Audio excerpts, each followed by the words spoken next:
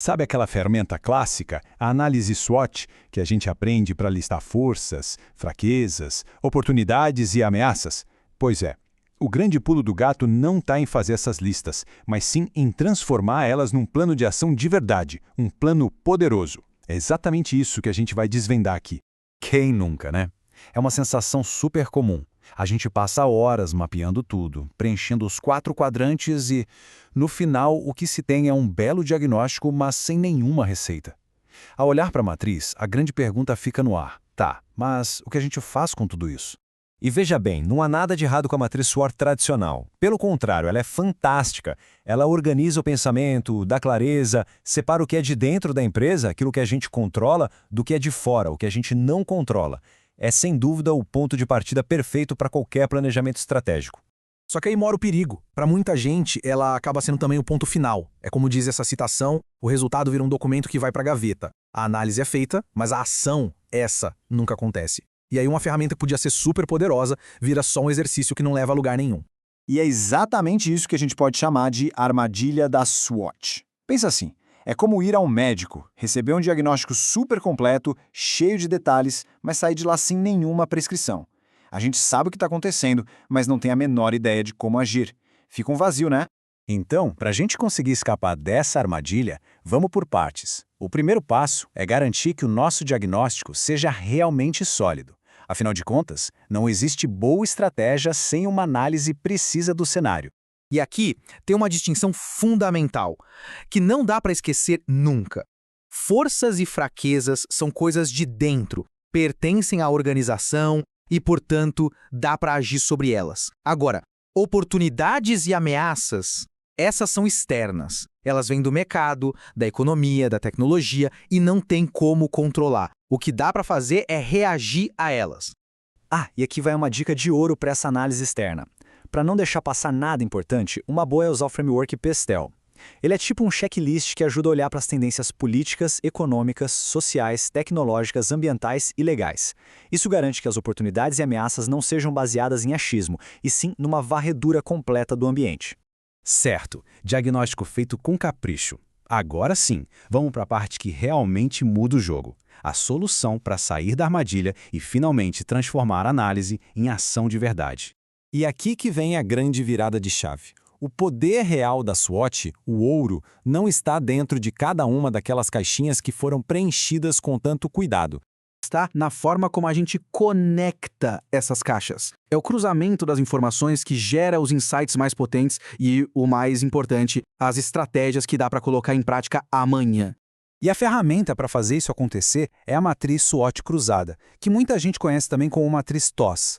Basicamente, ela é uma evolução da SWOT tradicional desenhada especificamente para criar essas pontes entre o diagnóstico e um plano de ação concreto.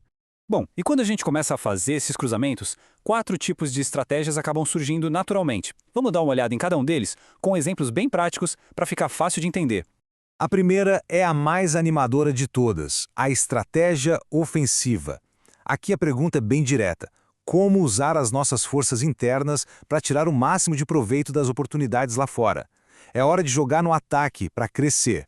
Olha só esse exemplo que, claro, se uma força da empresa é ter uma marca forte e ao mesmo tempo surge uma oportunidade num novo segmento de mercado, a estratégia de conectar os dois fica óbvia. Usar a confiança que a marca já tem para entrar nesse novo espaço com o pé na porta. A segunda estratégia é a de confronto. Aqui, a pergunta muda um pouco. Como eu posso usar minhas forças para me defender ou até neutralizar as ameaças que vêm de fora? Aqui a gente está falando de usar o nosso escudo. Imagina o seguinte, a empresa tem uma base de clientes super fiel, isso é uma força. E a ameaça é um concorrente novo que chega com preço lá no chão. A ação mais inteligente é usar a força. Ao invés de entrar numa guerra de preços, a estratégia é reforçar o laço com quem já é cliente, de repente com um programa de fidelidade. Agora, a terceira estratégia, a de reforço, é muito inteligente. A questão aqui é a seguinte: como é que dá para usar uma oportunidade que está lá fora para consertar ou superar uma fraqueza que a gente tem aqui dentro? Esse exemplo é brilhante. Pensa que a fraqueza de uma empresa é ter uma tecnologia meio ultrapassada. Mas, de repente, surge a oportunidade de fazer uma parceria com uma startup de tecnologia. A conexão é perfeita. Usa-se a oportunidade para corrigir o ponto fraco e, de quebra, quem sabe, até ganhar acesso a novos mercados. E, por fim, a estratégia defensiva, que a gente pode chamar de sobrevivência. Esse é o quadrante mais delicado. A pergunta que é séria: o que eu preciso fazer para que as minhas fraquezas não sejam escancaradas pelas ameaças, me colocando numa situação de risco? Num cenário onde o fluxo de caixa está apertado, uma fraqueza, e uma crise econômica está batendo na porta, uma ameaça, a prioridade máxima é sobreviver. A estratégia defensiva, então, é cortar tudo que não for essencial para proteger a empresa. É um movimento para garantir que o negócio continue de pé.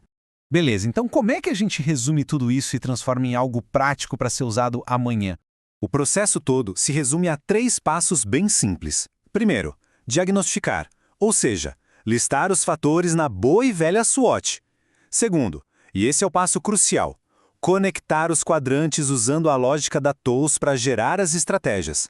E terceiro, transformar cada estratégia em ações claras, com dono e com prazo para acontecer. Então, a mensagem principal é essa. É hora de parar de pensar na SWOT como uma simples ferramenta para fazer listas. É preciso começar a vê-la como uma ferramenta de conexão. É essa mudança de perspectiva que transforma um documento estático num roteiro dinâmico para o futuro. E para fechar, fica uma provocação. Olhando para as forças, fraquezas, oportunidades e ameaças de um negócio hoje, qual seria a conexão mais poderosa que poderia ser feita? Que cruzamento teria o potencial de verdade, mudar o rumo do jogo? É uma ótima pergunta para se fazer.